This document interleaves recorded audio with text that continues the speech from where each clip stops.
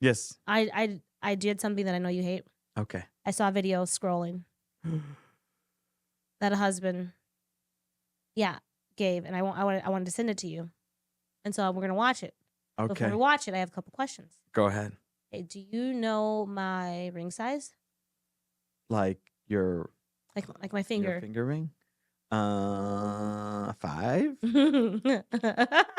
Is that appropriate? Do these look like size 5 hands to you? I don't know. I don't have even a range like, of reference. Unfortunately, man. What is my ring size? 12. Get out. You know my ring. I remember it because I brought your wedding ring. I do. You know from 20 years ago what my ring size was. Listen, I don't remember a lot of things. Mostly only when people wrong me, but I... You do keep a solid record of wrong. Okay. What is my birthstone? Birthstone? What is it, birthstone? What are you talking about? You have a stone that's assigned to each month. That's a black person thing. That is not. That is definitely a black white person people. thing. No, that is more a white people thing than a black people. White people in the comments. I don't know. Do you know your birthstone? I'm just gonna say I think that's a black person thing because it's the black people on things who are always knowing like. Is it like a Scorpio? Yeah. No, that's white people too. I think you are living in a different world. You're living in a different Are they world. associated? Are birthstones in? No, they are very different. That's okay. Honestly, I can't remember what it is either, so it doesn't matter. I think it's a sapphire. Okay. I can't remember, but you could have told me but anything. this guy would know. You could have just said wrong. It's this, and I would have no idea. Oh, that's funny. That question just came to me. I don't know my birthstone. I don't like my birthstone. Do you know my birthstone? Hold on. This is not your time. You didn't even know birthstones existed before this. Sure. Okay, what is my favorite book? Like of all time. And don't Jesus juke me with the Bible. I'm not just juking you. Of all, like fiction or nonfiction? Fiction.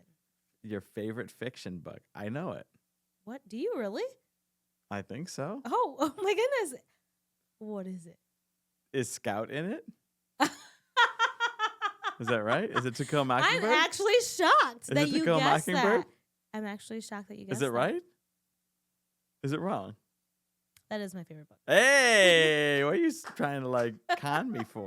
Just give me my due. Give me my due. Cause you are the best thing that's ever happened to me. Apparently it says that you should have known all of these things. So let's have a listen. Okay. On a date. Babe, taking you out on a date Friday night. Got a reservation at Salt and Brick. I want you to wear that black skirt or your red dress. And you look amazing in both. A reservation? It's at 6 p.m. and we'll leave here at 5:30. Now that man has the sitter booked, and it's someone his wife is comfortable taking care of the children. He gets it in the calendar. Hers too. When a man is in his healthy masculine energy, he has the confidence to lead. He knows his wife. He's done the research. He takes fucking notes. I teach men to keep an ongoing list called the lover's list. I have a massive list of wants, needs, desires, links, thoughts, all about Catherine. I can always recall some of her favorite things, from her ring size to her favorite. Back in the day, a lover's list would have been different. Remember they would just have like the black book or something. Like all the girls you could call. Wait, I never had one of those either. Like, you better not. That's a different lover's list. Well, this is the PG version. Not really. Favorite restaurant, dress size, jean size, bra size, types of jewelry, the stones of that jewelry, rose gold or regular. If you're watching, babe, I know it's rose gold. It's a man's absolute responsibility to know everything he can about his wife, to see her, to listen to her, to research her, to know and to continue to learn intricate details about his wife, about who she is as a woman. You know, it's funny. Every husband who's watching this video probably looks a whole lot like the cat on his shirt. Angry, salty, like, dude, you're getting us in trouble with our wives. Every husband's like, and is like got a patch. He's dropping some gems. Has a patch over their eye because of the battles they've seen in their house because they don't have a lover's list. He's dropping some gems. what she desires, what she wants. You can't always go to the same places, even if it is her favorite restaurant. Unless your wife's like mine and likes to be known where she goes. You need to pay attention, observe. You know what she looks good in, and more importantly, what she feels good wearing. If you're afraid of making these bold decisions, it's because you lack the confidence to do so. And that just doesn't come out of nowhere. And how do I know that this is the truth? What I'm about to share with you is because I spent decades in what we call in my coaching program as the nice guy triangle, where because of my unresolved childhood trauma and wounds. Okay, but don't need don't focus on the cell. Focus on the content. I think you can't neglect the fact that the whole thing is a sales pitch for his coaching program. Well, okay, I think we can for the sake of the video. Sure, for the sake of the our video. Okay. Let's just focus on the heart of what he was saying. Okay. So basically a sales pitch up until the end. I mean, the led up to that end point. I think the heart of what he was saying is really important. I think the heart of what he was saying is very important too. I don't disagree. I just think the way that it's framed, you see that he's like, I listen to that video and I say, dang, I don't do any of that stuff. Sure don't. And I'm sure if you look at all the comments. Well, here's some of the ahead. comments. More men need to hear this. We wouldn't even need that date. We can just go straight to the bedroom. Fire emoji. Snap. Or I never planned a date in 45 years. That's one of the reasons he's my soon-to-be ex. Dang. Yeah. 45 years, so 65 years old and they're getting divorced. Yeah. Oh, my husband days. begrudgingly took me on a date that I had to plan. He actually asked me what I wanted to do on our date. He couldn't think of something that I might like to do. And exactly. How many men do this? My husband waits around to make plans, and when he does, he wants me to fall on the floor praising him because he made a date. Like, why not plan a date without expectations of something or a particular reason to do it? Ha! My husband doesn't even hear me when I speak, let alone know anything about me. I mean, the women have spoken. I think I changed. They came out. And that was exactly what he wanted. I'm sure he filled up his coaching program. I'm sure the number of wives that said forward, that is either getting forward to the wives girls. Gifting their husbands this for Christmas 2025. Right. Or the wives are either forwarding it to their husbands if they're comfortable enough speaking up, or they're forwarding it to their girl group text thread to say, let's complain about how our husbands don't do this. I'm out. Side note, two things. You said wives forwarding this to their husbands if they're comfortable enough to speak up. That's an episode. Okay. Because if you don't feel comfortable forwarding this video to your husband, yeah, that's a problem. You need to. You just need to. That's a problem. Just drop it on him. But the next thing is, I think instead of, you see those comments, and when I see this video, sales pitch joke aside, I see it as a man saying, hey, dudes, this is a way we can rise. And beyond that, I see it as a man saying, hey, it's important that you know your significant other. So if you just look at it. They can't hear that. So if you just look at it as a call to make your significant other feel seen and known, I think we can both get behind that. Oh yeah, for sure. Because the heart is value the person. And what you're hearing in the comments is women saying, I don't feel valued by my husband. I don't feel like he's taking the time. And 45 years, dude? Well, everybody's different. And I'm sure he would have his own comments about his wife if he had a platform, right? But yeah. the idea being he's calling out husbands to value their wives as much as they. I mean, if you see the guys who play fantasy football, they got notebooks. They definitely got notebooks. The players, they do have notebooks. Their draft. Oh, they got all their notes on their phone of who should I draft in this situation. If that situation, they go and they do all the research. They do all the this. They do all that. So because they value it. and if you value your wife, it doesn't mean you got to write a book. I mean, let me ask you this. Do you have to have a book in order to be a good husband? No. No. Am I a good husband? I mean, you don't have a book. But you are an amazing husband. Ouch. You are an amazing husband. And Ouch. you are, I let the record show, people. But I don't have a book. You don't have a book. But I do think this is important. It's important to know that not one size fits all, because if this was young Erica, 18, 15 years ago, whatever, newly married, and I saw this, I would have forwarded to you and been like, see, this is what I'm talking about. You don't know me. You don't love me enough, because if you did, you had a book. You don't need a book to be a good spouse. Please let the record show. Mm-hmm. In that same token, we have to be careful, like our platform, we're trying to say, hey, this is what we do. If it helps, take it. If it doesn't, leave it.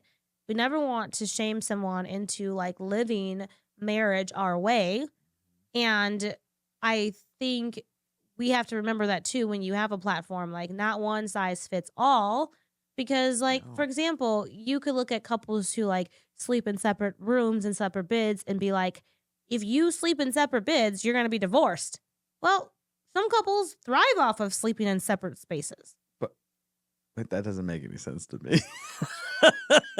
That's the man in you talking. When do they do that? When do they have that? It's like a whole trend now. But when do they have the special time?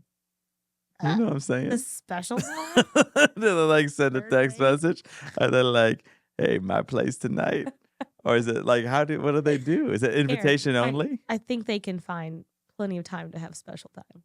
But they're in different beds. Yeah. So there's no like everything's planned then, or maybe not. Maybe they just pop up.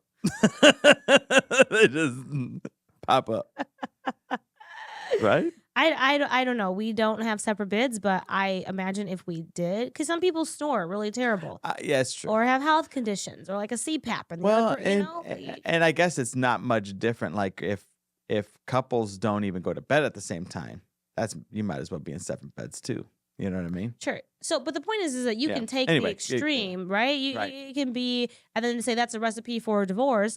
But for some people, it's not. For some people, it's like that's how they save their marriage, right?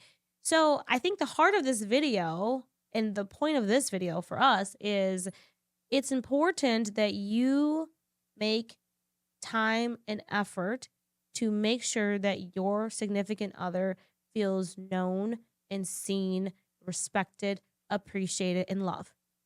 And that doesn't mean you have to keep a notebook. But if they don't, you better go to the comment section and call them out. Let the world know. Let the world know. No.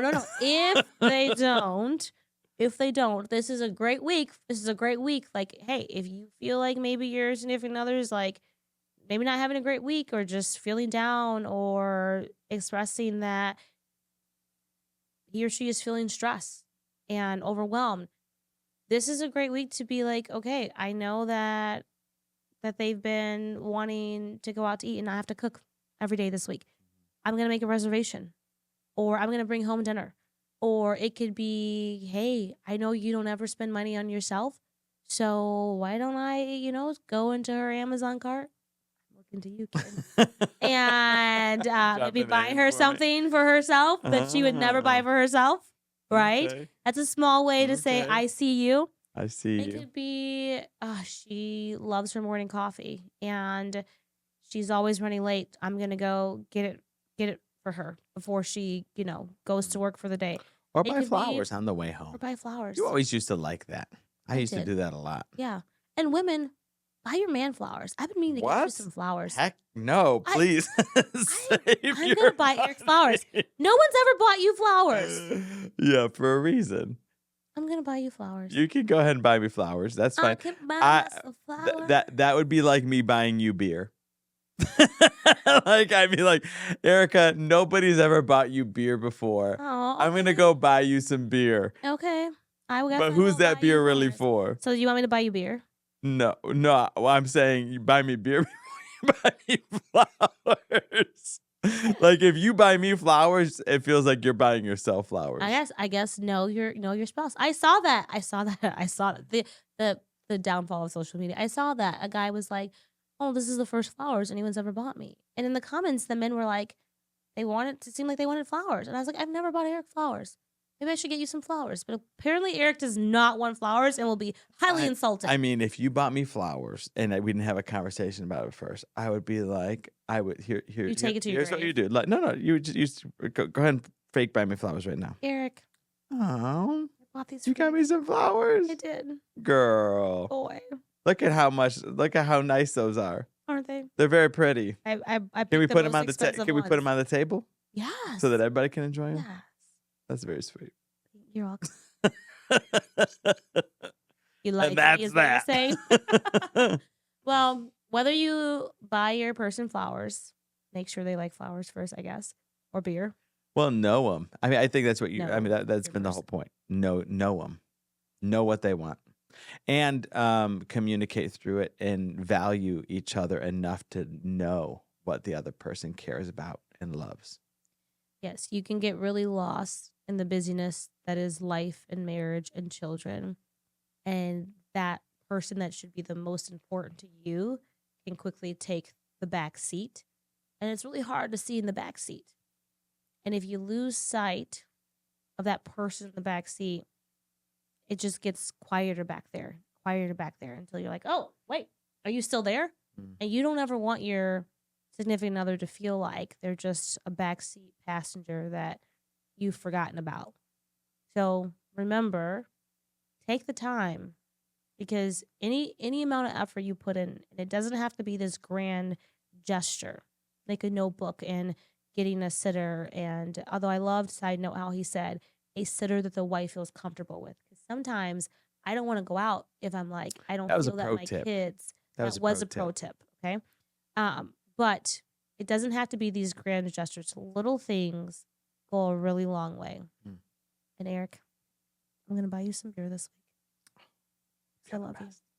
You're the best. 'Cause you kept me every time I mess it up, and everybody says that things are bound to change, but I hope they stay the same, 'cause you are the best thing that's ever happened to me.